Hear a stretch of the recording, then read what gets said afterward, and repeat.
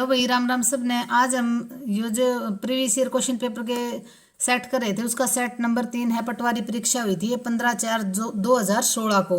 ये पूरा सॉल्यूशन करेंगे और आपको इसकी पूरी पीडीएफ पूरा सॉल्यूशन के साथ टेलीग्राम चैनल पे मिल जाएगी। टेलीग्राम चैनल जरूर ज्वाइन करना।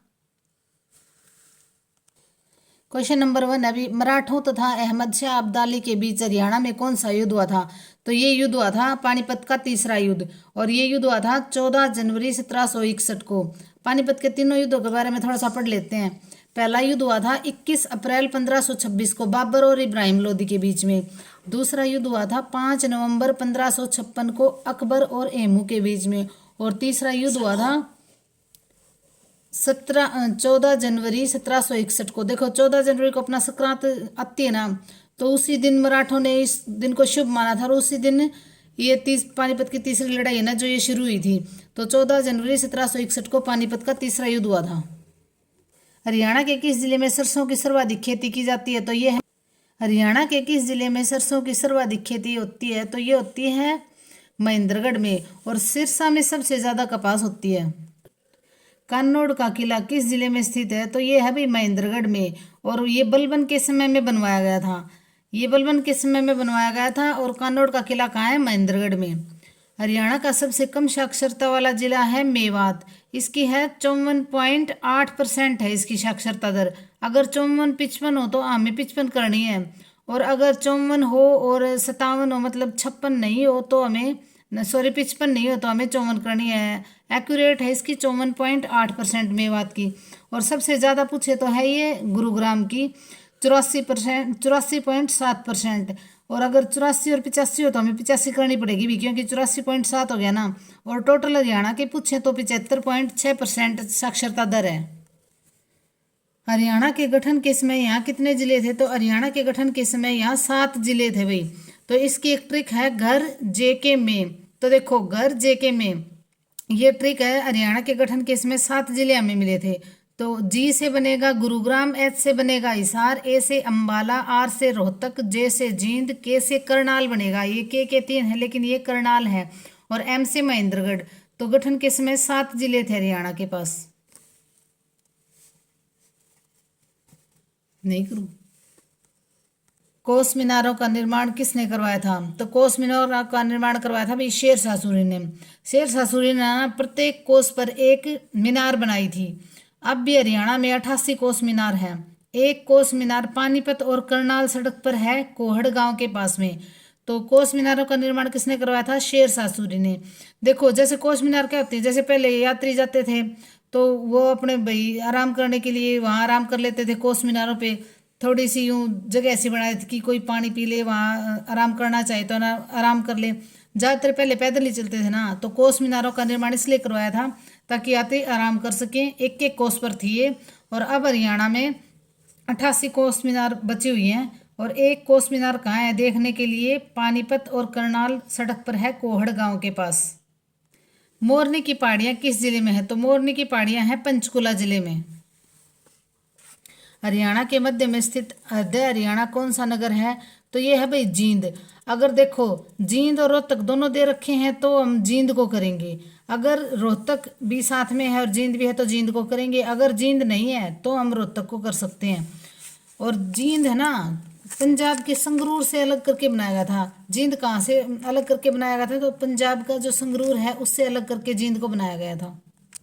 हरियाणा संवाद पत्रिका का संबंध किस विभाग से है? तो यह है सूचना एवं लोक संपर्क विभाग से। जिला महेंद्रगढ़ में कौन सा खनिज पदार्थ पाया जाता है? तो ये चूना पत्थर, कैल्साइट, तांबा तीनों पाए जाते हैं। देखो अगर महेंद्रगढ़ में ये पूछे ना लगभग सारे ये चूना पत्थर, संगमरमर, कैल्साइट, तांबा लगभग चीजें यहाँ ये पाई जाती हैं। तो अगर आपको नहीं भी पता ना तो इसको कर सकते हो आप। खनिज पदार्थ लगभग सारे महेंद्रगढ़ में पाए जाते हैं। निम्नलिखित में से कौन सा विधानसभा क्षेत्र अनुसूचित जाति के लिए आरक्षित नहीं है? तो ये है नारनौल, पटौदी, झज्जर, बावली, ये तीनों आरक्षित सीट है एससी के लिए। बुनकरों का शहर के रूप में हरियाणा का कौन सा शहर विख्यात है?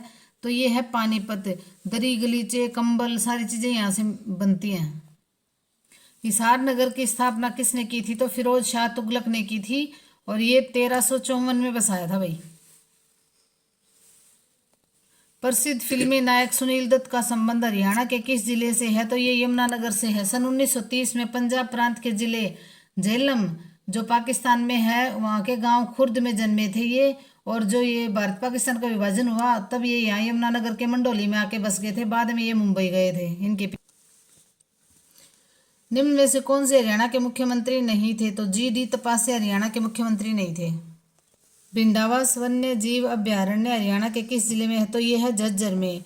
ये बहुत सुंदर झील है। यहाँ पे बहुत सारे पक्षी साइबेरियन सारस ये आते हैं और ये झज्जर जिले में पड़ता है। हरियाणा के फरीदाबाद जिले में बहने वाली प्रमुख नदी कौन सी है? तो ये है यमुना। गंगा की सबसे बड़ी सहायक नदी है यमुना। और ये है ना यमुनानगर के क्लेसर से निकलती है यमुना नदी। और ये क्लेसर से बहती हुई हरियाणा के दक्षिणायन बहती हुई यमुनानगर करनाल पानीपत सोनीपत फरीदाबाद की पूर्वी सीमा से हसनपुर से ये हरियाणा से बाहर निकल जाती है। हरियाणा में पहला आकाशवाणी केंद्र कहाँ स्थापित हुआ था? तो पहला आकाशवाणी केंद्र स्थापित हुआ था रोहतक में। कब स्थापित हुआ था? 8 मई 1976 को। दूसरा आकाशवाणी केंद्र स्थापित हुआ था कुरुक्षेत्र में 1991 में। और तीसरा 1999 में हिसार में। Central institute for research on buffaloes ये CIRB की फुल फॉर्म है। तो ये कहाँ पे स्थित है? ये है हिसार में। देखो ये बताया था ना कि भैंस ऊंट तो प्रजनन केंद्र है सिरसा में, लेकिन भैंस भेड़ प्रजनन ये सब जो भी है ना ये सारे हिसार में हैं। एक NDRI है करनाल में, तो ये होगा हिसार में। और ये कब से काम कर रहा है? 1 फरवरी 1985 से। गुरुद्वारा नीम साहिब निम्नलिखित में से किस जिले में है? तो गुरुद्वारा नीम साहिब है कैथल में। देखो ये जो 9वें गुरु थे ना तेग बहादुर, वो मालवा प्रदेश की यात्रा करते हुए यहाँ रुके थे, तब ये गुरुद्वारा नीम साहिब बनाया गया था। तो इसमें कैथल में और भी गुरुद्वारे हैं। गुरुद्वारा मांझी साहिब भी है, टोपियों वाला गुरुद्वारा, शाह कलाम की मज़ार, शेख तैयब का मकबरा, ये सब कहाँ है? कैथल में है। पांडु पिंडारा पवित्र स्थान हरियाणा के किस नगर के समीप है? तो ये है जींद में है भाई। पांडु पिंडारा कहाँ है? पांडु पिंडारा जींद। पलवल को जिले का दर्जा किस वर्ष मिला था? तो ये मिला था 2008 को, 15 अगस्त 2008 को। तो 15 अगस्त 2008 को पलवल को जिले का दर्जा दिया गया था। साइना नेहवाल का संबंध किस खेल से है? बैडमिंटन से। चंडीगढ़ का वास्तुकार ली कार्बुजिए किस देश का निवासी था? ये था फ्रांस का। इसने 1952 में चंडीगढ़ की नींव रखी थी। और बहुत सुंदर शहर किसने बनाया था? ये इसका डिजाइनिंग किसने किया था? ली कार्बुजियर ने। ये 2016 का करंट का क्वेश्चन है। UBS द्वारा हाल ही में किए गए सर्वे के अनुसार मोबाइल बैंकिंग की सर्वाधिक अपनाने वाली जनसंख्या है चीन में। जब राष्ट्रपति और उपराष्ट्रपति दोनों का पद एक साथ खाली हो तो पद पर अस्थायी रूप से कौन काम करता है? तो भारत के मुख्य न्यायाधीश काम करते हैं। किसी देश का निवल राष्ट्रीय उत्पाद होता है, क्या होता है? सकल राष्ट्रीय उत्पाद से मूल्य ह्रास भत्ते घटाकर। वास्को डी गामा ने समुद्र मार्ग की खोज की थी। समुद्र मार्ग से खोज की थी, आना चाहिए था भारत की। ऐसा अर्थशास्त्र जैसा उसे होना चाहिए, यह कथन निम्नलिखित में से किससे संबंधित है? तो यह है मानक अर्थशास्त्र से। भारतीय संविधान लागू हुआ था, तो ये लागू हुआ था 26 जनवरी 1950 को लागू हुआ था। और 26 नवंबर 1949 को अंशतः लागू हुआ था, लेकिन पूर्ण रूप से कब लागू हुआ था? 26 जनवरी 1950 को। उस समय संविधान में 22 भाग 395 अनुच्छेद और 8 अनुसूचियां थी। और अब वर्तमान में पूछे ना तो 25 तो भाग हैं, 465 अनुसूचियां हैं, 12 अनुभाग हैं इसमें भारतीय संविधान में। नामदफा नेशनल पार्क कहाँ है? अरुणाचल प्रदेश में। लोधी वंश की स्थापना किसने की थी? बहलोल लोधी ने। और 1452 ईस्वी में शाहगाजी की उपाधि से दिल्ली के सिंहासन पर बैठा था ये बहलोल लोधी। जब व्यक्ति को किसी वस्तु को छोड़ने के बजाय उसके लिए अधिक कीमत अदा करनी पड़ती है तो उसे क्या कहा जाता है? उत्पादन अतिरेक। कौन सा वन्य जीव अभ्यारण्य एशियाई सिंहों की वासस्थली है? तो यह है गिर फॉरेस्ट नेशनल पार्क। देखो गिर नस्ल की गाय भी गुजरात में मिलती हैं। ये गुजरात में है गिर फॉरेस्ट। गिर नस्ल की गाय भी यहाँ मिलती हैं। गिर पहाड़ियाँ पर्वत पुच्छ है तो भी ये गुजरात में ही मिलते हैं। पंचायत राज भारत में सर्वप्रथम 1959 में लागू किया गया था। तो राजस्थान और आंध्र प्रदेश में। देखो राजस्थान में 2 अक्टूबर 1959 में लागू किया गया था और आंध्र प्रदेश में 11 अक्टूबर 1959 में। यदि पंचायत भंग कर दी जाती है तो चुनाव निम्न के भीतर कितने माह के भीतर कराया जाना चाहिए? 6 माह के भीतर। विश्व पर्यावरण दिवस कब मनाया जाता है? तो ये मनाया जाता है 5 जून को और 8 मार्च को विश्व महिला दिवस मनाया जाता है।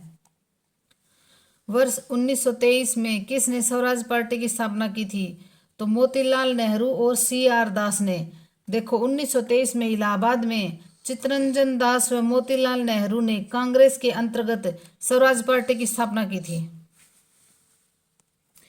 डिएगो आर्मांडो मैराडोना एक प्रसिद्ध खिलाड़ी है। तो ये है फुटबॉल के। खेल पद बटरफ्लाई स्ट्रोक संबंधित है। ये है तैराकी से।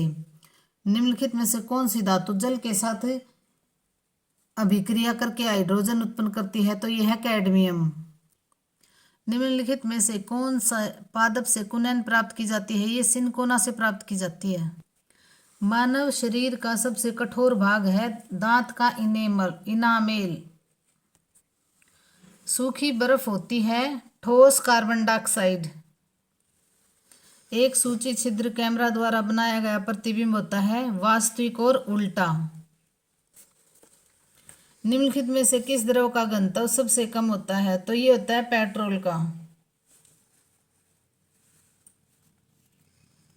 ये होता है पेट्रोल का। सीसा पेंसिल के निर्माण में किस सामग्री का प्रयोग किया जाता है? ग्रेफाइट का।